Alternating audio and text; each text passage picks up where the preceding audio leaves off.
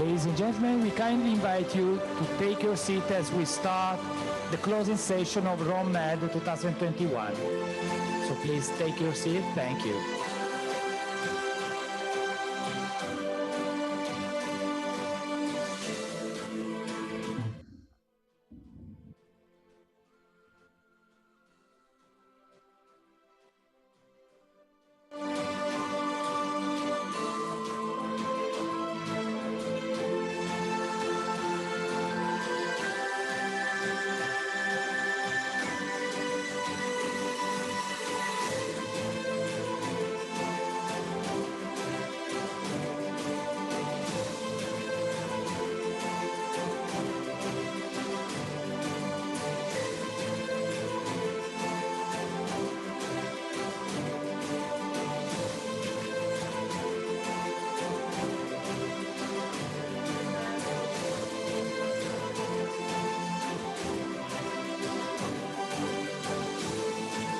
Ladies and gentlemen, please take your seat. We are going to start with the closing session of Rome Med 2021. Thank you.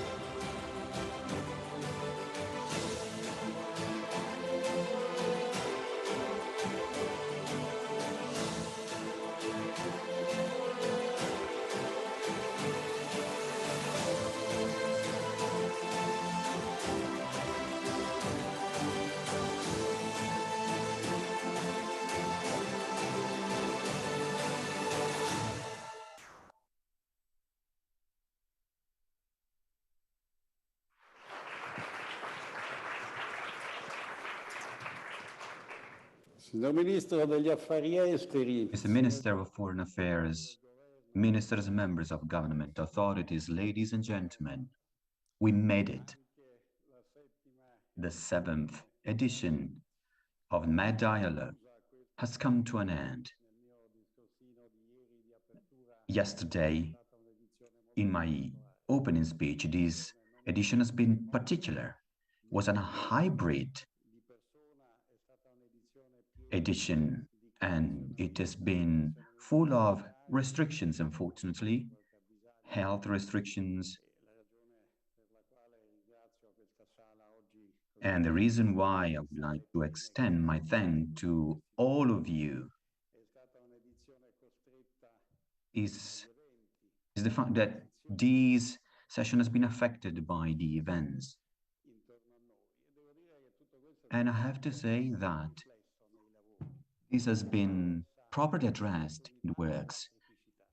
Both opportunities and criticalities emerged. So I would like to thank you because you have been close to us. And this is something that was not likely to happen in the past. I would like to thank all the speakers who have shared ideas. And at the same time, I would like to thank men and women working in ISPI, which, along the ministers, have worked hard. And I'm very proud to be here.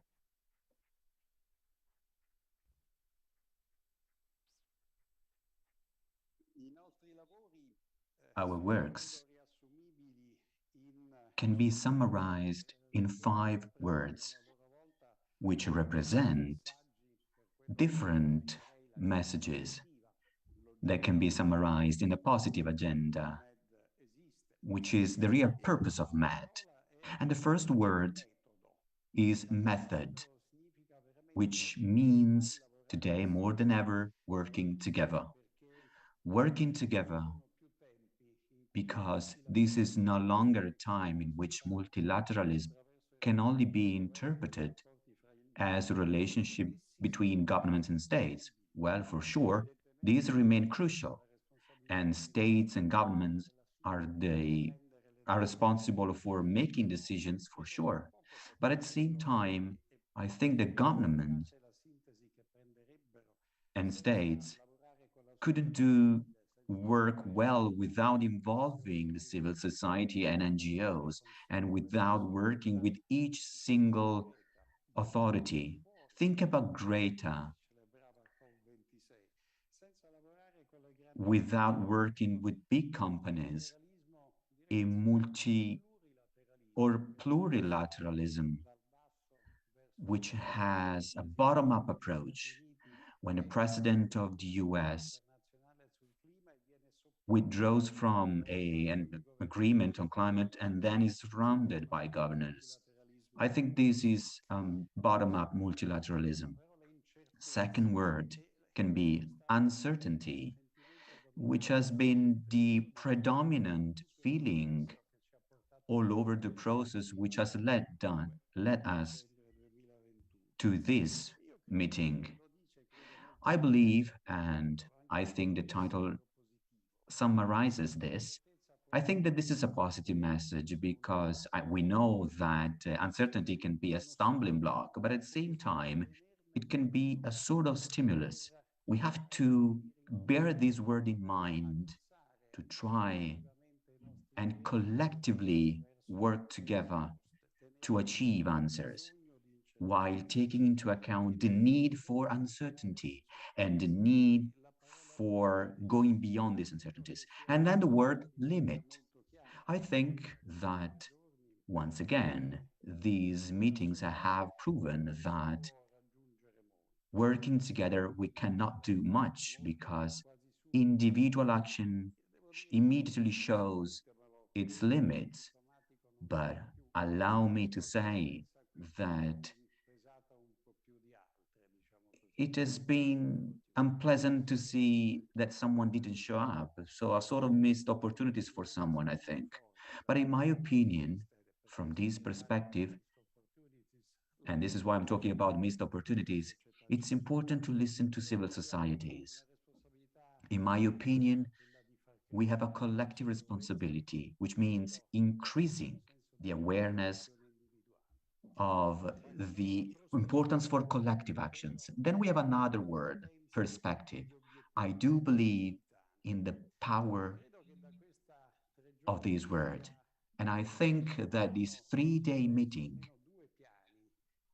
has unveiled specific areas in which we can speak about objectives. Because first of all, we want to achieve a new setting, and I think this need has been highlighted: the need for a new balancing, a new balance for a new approach, which sometimes has been based on powers, as I was saying before, not only in the hands of governments, but spread to the civil society.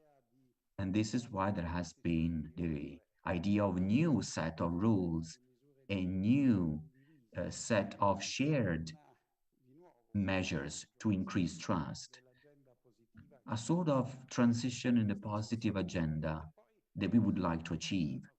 And there, a second area which has been highlighted again thanks to our works. So the idea of a new social economic pact in the broad Mediterranean area, which reduces inequalities. In this, because this transition phase can be a threat, because transitions may lead to further inequalities, and we cannot afford inequalities anymore because they are very common and it's very difficult to mitigate them. And we need to leverage this transformation approach. We have to turn a liability into an asset. And last but not least, we have the last word, which is people. I think that the real message of this meeting is that our squares count, and we cannot manage any more complex processes without listening to people. So, Mr. Minister, this is the result of this meeting, the legacy of this meeting. Thank you.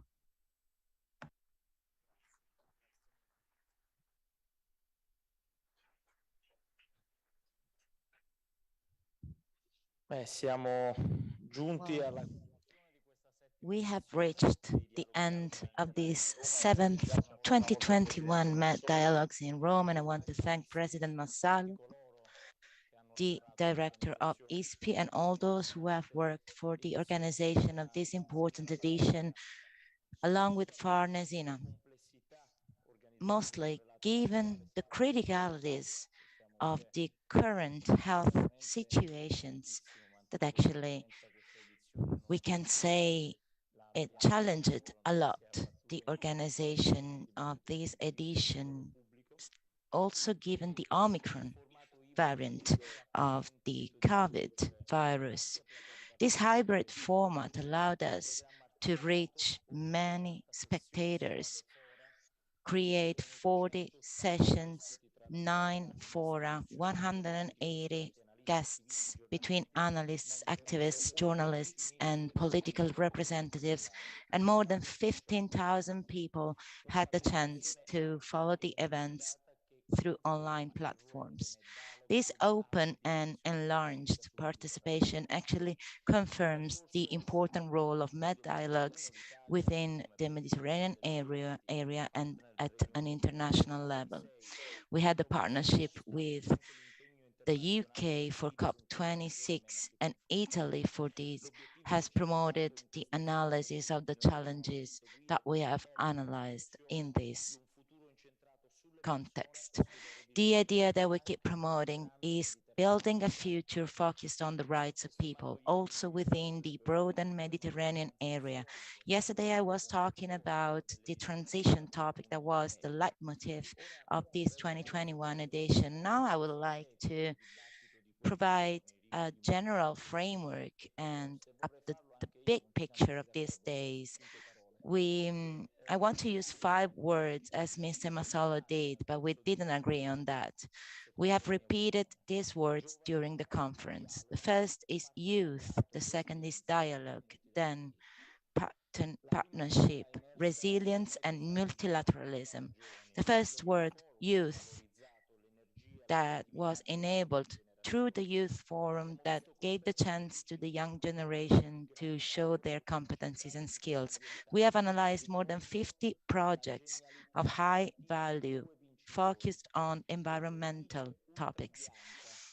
The ultra-wide painting with Paul Ibrahim Skani to cover up the Iraqi houses and reflect the solar light, which is a great idea presented by the young. And then the ecological leather at low environmental impact. I want to congratulate with these 2 inventors that showed a great capacity of innovation. So a round of applause for them.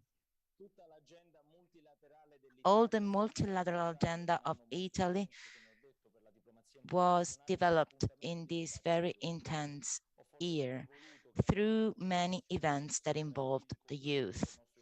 I wanted the youth to be part of this conference also because they are part of the future. Yesterday I was talking about the G20 National League of Sorrento that happened at a side of the G20. And now I want to remember the Youth for Climate that allowed us to bring the voices of the young people to the negotiations for climate in Milan. Last week in Rome, at the Youth Forum for the EU and the Balkans, the students of Italy, of the European Union, and of the Balkans had the chance to discuss about the future of Europe, climate, and other topical issues. This initiative, along with the Youth Forum Med, became a building part of the Italian program to contribute to the future of Europe. This contribution actually creates room for partnership between Europe and the countries around the Mediterranean Sea. And in this future, the youth are pivotal because they are an instrument of change. The second word is dialogue, the diversity and the richness of the regions in the MENA region represent, as the Deputy Minister Marina Sereni said yesterday, a common good that we need to enhance and grow through the civil, political, economical, and interreligious dialogue, a dialogue that is also fundamental when talking about migration. Pope Francis, in his message, when we opened the Med, reminded us how dialogue is an antidote against discrimination and against the hatred. So it is an instrument to tackle the politicization of the religion and the instrumentalization of important topics such as this. So the voice of the religious leaders is fundamental not only to do this, but also to raise awareness about the global challenges among the people. In the Faith Forum of Bologna, we had insights and development lines on the contribution of the religious leaders to building back better. I remember that I have personally received from the hands of the Pope, along with Alok Sharma, the president of COP26, a call to the international community addressed to the representatives of the most important faiths in the world. I want to recall in this context also the network of women and mediators in the Mediterranean area, a project born 4 years ago within the Farnesina in order to improve the mediation role of women within the Mediterranean area and then distributed at the international level. The third word is partnership. We need partnership here in the Mediterranean Sea between political forces, social forces, economic systems of the countries that belong to the same sub-regional area. In this edition, we had the chance to reaffirm the need for an effective partnership between the European Union and the south border of the Union and the countries that border with us.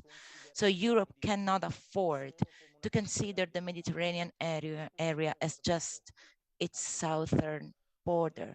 And it cannot afford to look at the Mediterranean area as a critical area in which the crises have to be challenged and faced. In order to face the issues that we have, we need to ratify an agreement between Europe, Mediterranean area, and Africa. We have all the tools to do this, such as the tools that we have in the investment and economic plan for partnership in the European Union. During these days, we have heard many voices from Europe, such as Borrelli, Gentiloni, and Varelli, that talked about this area and encouraged us to promote the strategic relevance of this region, a relevance that can develop in terms of defense to tackle the threats, or in a long-term way and with far sight, in a way that we can build long-term duration relationship. The fourth word is resilience. A society in the Mediterranean Sea can be defined as resilience when it has transparent institutions that can ensure the basic services to the population. So the pandemic showed us that we needed to reinvest in a good government.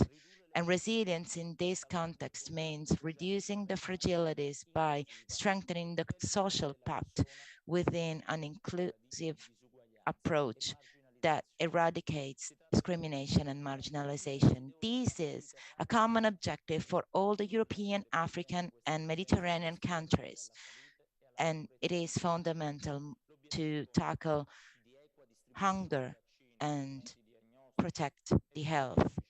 The objective of the development of vaccines and health equipment through the NOVAX facility and the health accelerator is still fundamental, and it depends on global supply chains and agreements between the parties. According to the FAO, the current increase of the prices connected to the supply chains, the instability, the drought are now worsening the food security situation. And now 34 countries in Africa needs external assistance to access food. These are fundamental issues, not only for the Mediterranean area, but also for the sub-Saharan area, and need to be tackled through strengthened partnership between the governments and the social components of the society as a reflection of the Matera Declaration that was ratified by the ministries of the G20 to relaunch the Hunger Zero objective for 2030. As far as the supply chains are concerned, the debate that was chaired by Mario Di Stefano this morning has analyzed the importance of the technological innovation for the benefit of the regional agreement and the regional partnership. These are fundamental topics if we think that the southern border of the Mediterranean area is one of the less integrated areas in the world.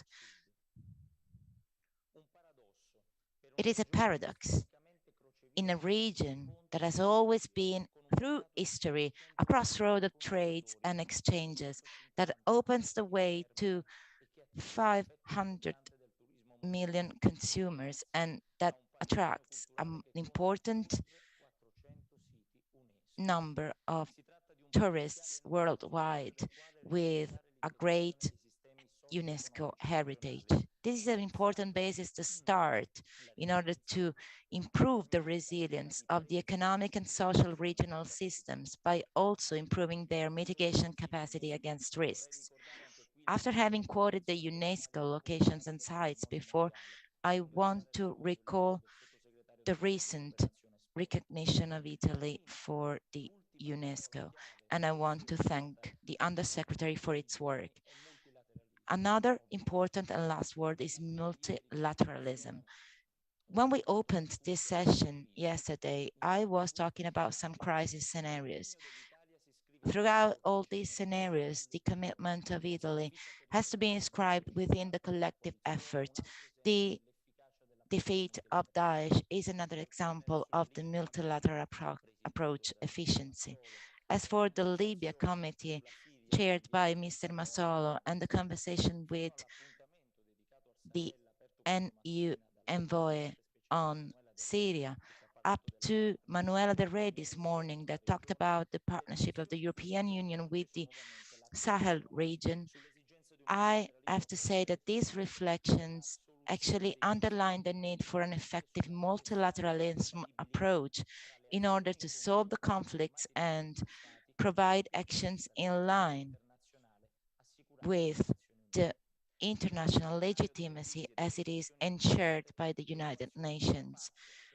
The balance between stability and peace cannot be reached with unilateral solutions. We need multilateral approach based on regional ownership and supported by international community will resolve.